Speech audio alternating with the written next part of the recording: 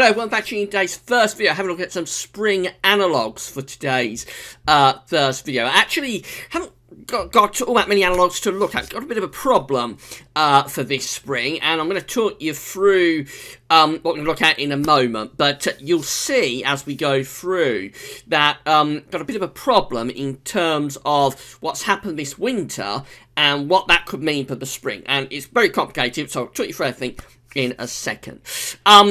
It's all in anticipation of next week's spring 2017 forecast that we're going to be issuing a week today at Gaz Weathervids. We'll be doing the final season model roundup next weekend, and then we'll issue the Gaz Weathervids spring 2017 forecast, where we bring the models together with the few analogues that we have got for this season and try and create a forecast. It's going to be a pretty difficult one, I think, this year. And as I say, I'll talk you through our problem in a second.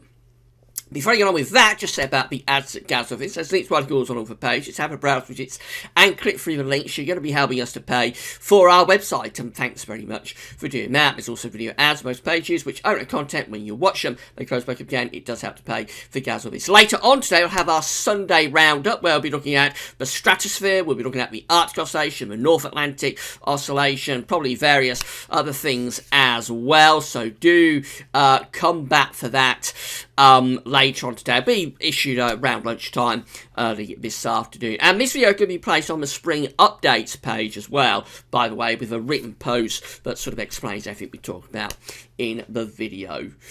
Right, so what we're going to do is look at mild and dry winter. We can look at the top 20 mild and also the top 20 dry, mildest and driest winters, because the winter of 2016-17, we haven't got the final stats in yet. We're a little way short of the end of the season, of course. We know it's going to be a very dry winter, most definitely. I'm not sure about the temperature side of things. It probably won't be in the top 20 mildest winters on record. So, because we had near normal temperatures for January, but December was very mild, and it looks like we're going to have a pretty mild February as well. So quite where we're going to end up with the temperatures, I'm not sure. But certainly on the precipitation side, it's going to be a very dry winter. But we're going to have a look at the top 10 mildest and driest winters on record, or the top 20 mildest and driest winters on record, with a view to what this could mean in terms of analogues for the spring. And we've got a problem because the milder winters don't really match up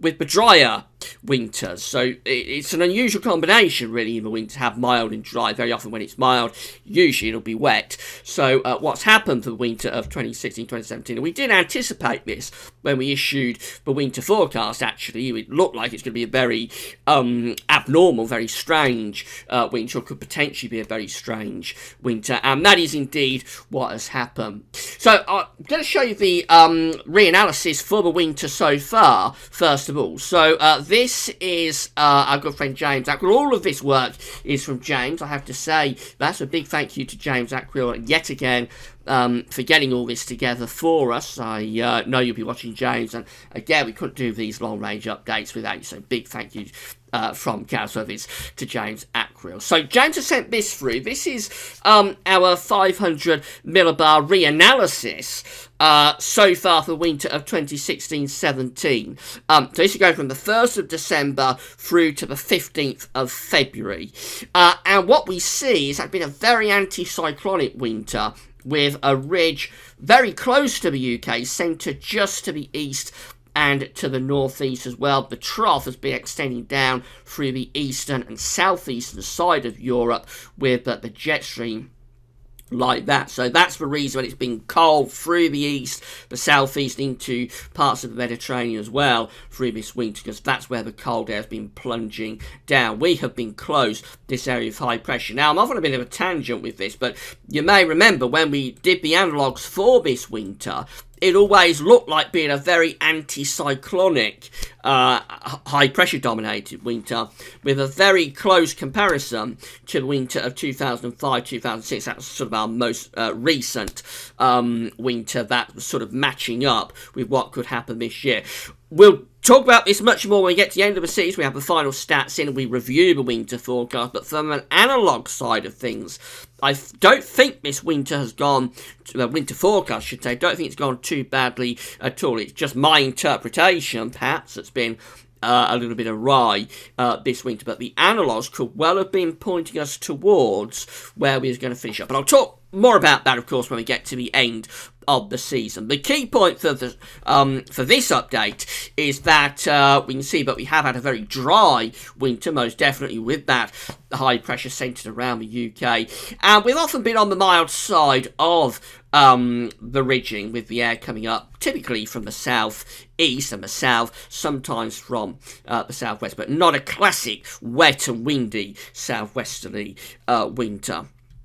So the years we're going to look at, the winter's going to look at with a view to what might happen in the spring, are the mild and dry winters. So we'll deal with the mild winters first of all. Now, I haven't got them in order, but we're going to have a look at the 20 mildest winters on record first of all. So we start off with winter of 1989. This is 1988, 1989. It's a very mild and pretty dry winter as well, this one actually. So maybe that matches up a little bit to the winter that we have just had. We're just coming to the end of. So 1989 for temperatures, for mild temperatures, is our first year. 2007 is also in there as well. That was a very mild winter of 06, 07. We've got, of course, last winter, 2015, 2016. That was exceptionally mild winter indeed. Very often, particularly in the December 2015, it was kind of tropical sort of mildness. We've also got the winter of 1998 in there as well, 97, 98. This chart indicative of that winter when we're dragging up those long fetch southwesterly winds. Exceptionally mild winter, 97, 98. 1975 is in there as well, 1974, 1975. That was a very Atlantic driven winter, but it wasn't particularly wet actually. It's a fairly dryish winter. We've got the winter of 2014 in there as well. Of course, the deluge winter, 2013, 2014, giving those exceptionally mild west southwest winds. Didn't stop raining from start to finish. We've got 1935 in these mild years as well. Winter of 1934, 1935, again very mild winter, that one. 1990 is in there. Notice how many there are from sort of the last 20, 25 years, and 1990 is in there. 89, 90 was an exceptionally mild winter, very often bringing up those long fetch southwesterly winds. Winter of 1943 was another very mild one as well. We often think about the 1940s as being sort of quite a cold decade of winters. Indeed, it was a cold decade for winters, but there was a few mild winters in there, and winter of 42, 43 was one of those. 1925, very mild winter, in the top 20th mildest, in the top 20 mildest on record, the winter of 1924, 1925. Got 2008, so 06, 07, 07, 08, a very mild winter we had in 2008, the last one before the arc turned and we got a bit colder then as we went into the end of the first decade of the 21st century. 1949, another very mild one from the 1940s, 48, 49. That one had a lot of very mild southwesterly and westerly type influences. We've got 1923 in the pack also, winter of 1922, 1923, and 2005, 04, 05, although that did have quite a cold finish. The first and middle part of winter of 04, 05 was exceptionally mild. 1995 is in there as well, for winter of 94, 95, again, all of those long fetch southwesterly winds. That was a wet winter, very wet in January and February 1995, but again, very mild. And 1957 is part of our years that we've got to look at as well. So the winter of 56-57, despite having a white Christmas in 1956, was again very mild Atlantic driven winter. 74 is there also, the winter of 1973-1974. Again, that one had a lot of long fetch southwesterly type winds. Winter of 2002, 01, 02 was a very mild winter after a cooler, bit of a colder December, January and February 02, very mild and also quite wet at times as well, pretty mild and wet winter that one. 1999 is in there, so many from the 1990s and 2000s, really is quite amazing how that warmth took off at the end of the 1980s through most of the 1990s and into the 2000s. So there we are from 1999 with a very indicative chart bringing those mild winds in. There were a few cold snaps in the winter of 98, 99, but generally was a very mild one. 1921 is our penultimate year for the mildish years that we're looking at, top 20 mildest. So there we go, winter of 2021 had a lot of long fetch southwesterly winds, and then our last year is 1932. The winter of 1931-1932 was a very mild winter. So they're all the mild winters, but what about the dry winters? Let's have a look at those. And as I say, I've got a bit of a problem with these because they don't really match up with the mild temperatures. The dry winters don't really match up with the mild winters. So for the dry winters, we're starting off with 1964, winter 63-64, which wasn't exceptionally mild, but it did have a lot of high pressure dominated weather and a lot of dry conditions as well. 1934 is our next winter. So 33-34, again, that one had lots and lots of high pressure, not overly mild. 1963 is in. What you're going to notice with these drier winters is that there are many more cold winters in the pack. And that's the problem that we've got, because mild and dry is an unusual combination. Very often when it's dry, it'll tend to be quite cold. So 62-63 is in the pack. We know what happened with that one. Lots of northern blocking, lots and lots of easterly winds. 1929 is there as well. That's another really cold winter. There weren't many cold winters in the early part of the 20th century, but the winter of 28-29 was a cold one with lots of high pressure and very regularly bringing in those easterly winds. 2006 is in there. That's perhaps the closest year to now in terms of the winter. I'm quite happy with the analogue that we produced when we did the winter forecast with 2005-2006 for this winter, 2016-2017. I think it's going to end up quite a close match. We'll find out when we come to the end of the season. But 05-06 is in there as a very dry winter. We didn't see that year in terms of being very mild. It wasn't in the pack with the mild temperatures. So temperatures were actually close to average, a little bit above average. So essentially we've had a milder version of 05-06 during this winter. Another very severe winter, 1940, very dry, but also very cold with loads and loads of easterly winds. And another severe winter, 1917, again, very cold easterly winds throughout most of that winter, bitterly cold with lots of snow. The next historic video I'm going to do for Easter Sunday will be 1917. Of course, we're at the 100-year anniversary of the winter of 1917, so that'll be with you for the next historic video on Easter Sunday. And another cold winter, 1985. So notice how the dry winters are coming out as the colder winters. So what has happened with this winter, 2016-2017, being so dry? Very, very bad luck in a way, or very, very good luck, depending on your point of view, not to have it cold, because most of these dry winters are coming out as cold winters. So we've got another one here, winter of 84-85 was a very dry winter, but also a very cold winter. 1953 is our next very dry winter. I don't think that one was overly cold, winter of 52, 53, but there was some cold weather in there as well. 70-71 is another match in terms of dryness for this winter. And again, this one wasn't overly cold either. There was a cold December in 1970, but January and February 1971, not overly cold.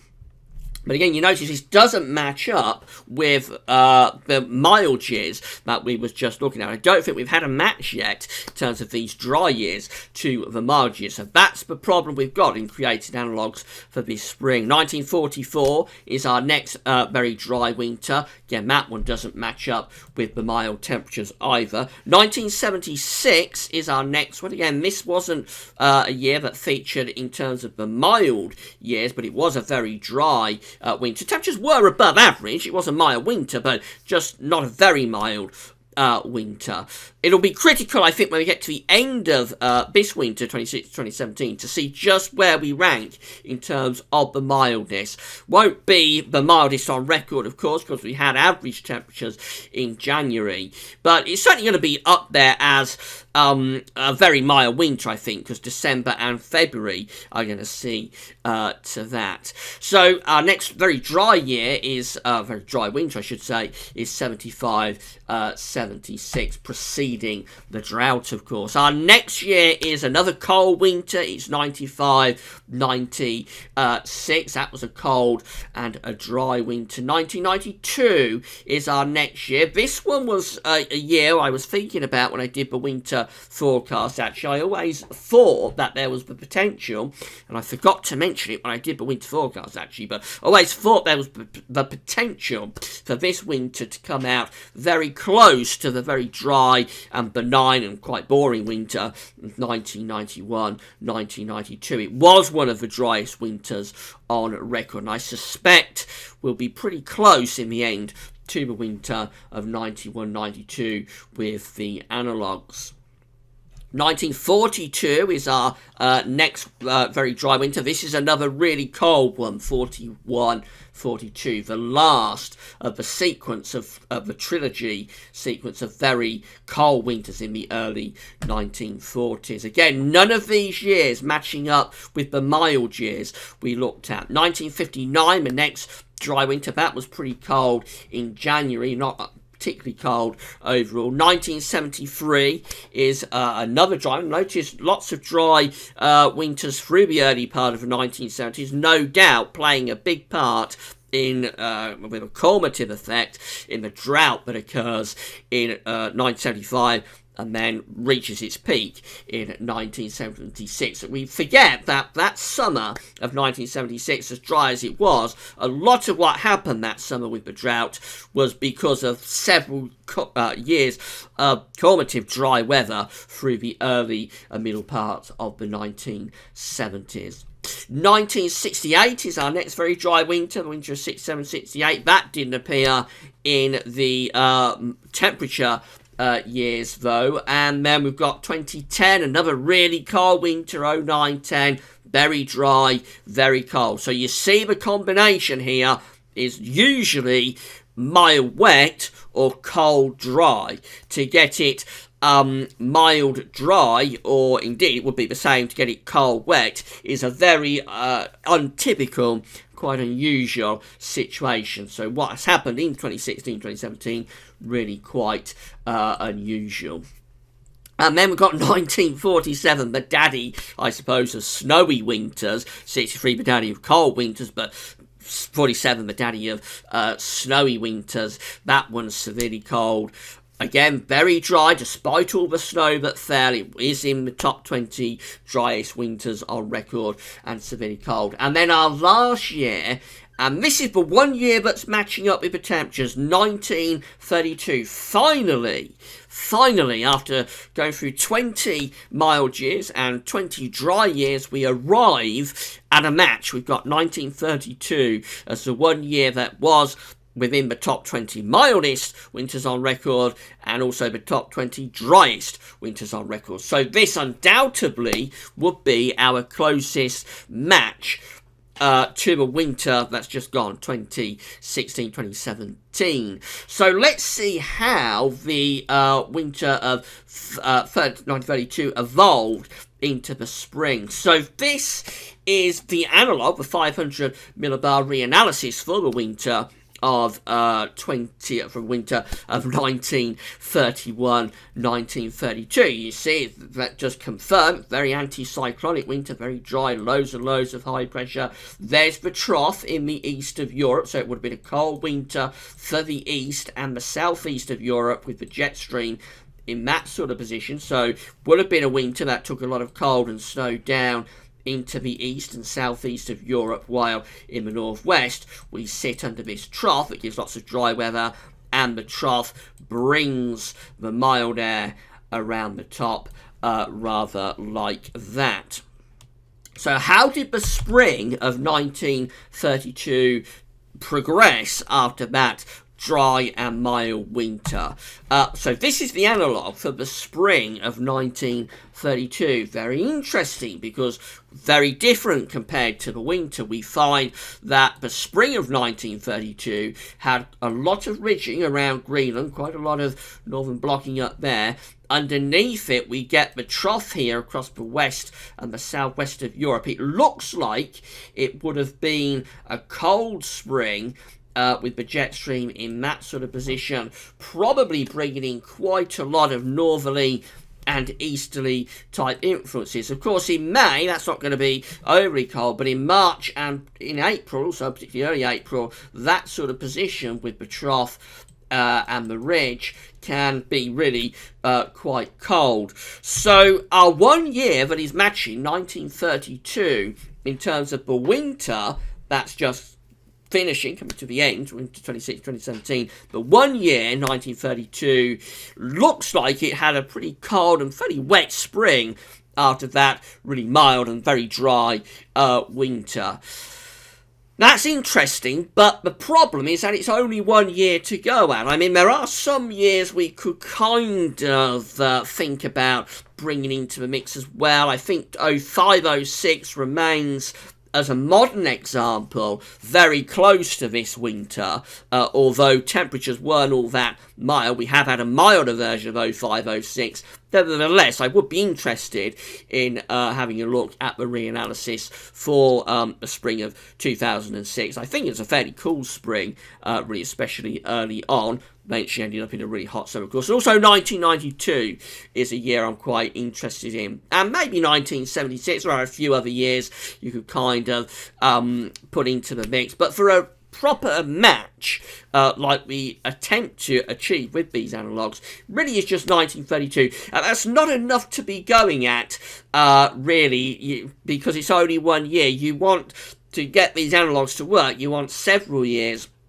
that you can draw upon and try and create a pattern match going forwards. So, I mean, it's interesting that it was a cold spring, but on its own, I wouldn't dare forecast a cold spring just from that. And I think really, essentially, the point of this Analogues update is just so that you know how difficult the spring forecast is going to be, because of how unusual the winter of 2016, I should say, 2017 has been. So we will be attempting to issue the spring forecast next Sunday. We're also going to do, at the same time, the season model roundup for the spring, so the final one of those. And then we'll issue the GavsMobiles.com spring forecast. At the moment, I haven't got much of an idea, actually, what I'm going to be forecasting for the spring. I'm really going to knuckle down and try to get something together, but I am struggling quite a lot for this spring, I have to say. So the Gavs spring forecast will be issued at this time next week, the last Sunday of February. After that, we'll be off into the summer. And actually, next Sunday in the afternoon, once we've got the spring forecast out the way, there'll be a little sneak peek, a little sneaky peek at the summer. That'll be next Sunday afternoon. Right, I hope you found the Analogues update interesting. It wasn't a great deal to go on, but I think actually it is quite useful to see sometimes there just aren't any years really to match up, and this is one of those years. So I hope you found the video interesting. Later on, as I say, we'll have our Sunday roundup. That'll be with you this afternoon, just after lunch. So come back for that. This video will be placed on the spring forecast and updates page later on today, probably around 6-7 o'clock this evening. There'll be a written post that goes with it as well. So come back for that. And it's a spring forecast a week today. That's it for now. Thanks for watching.